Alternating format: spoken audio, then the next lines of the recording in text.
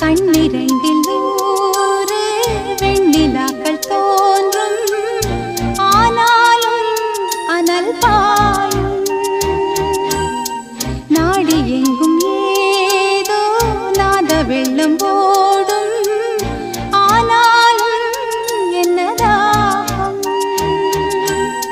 மீசை நிற்கும் வண்ணம் தீ வளர்த்ததென்ன, தூபம் போடும் நேரம் தூண்டிலிட்டதென்ன.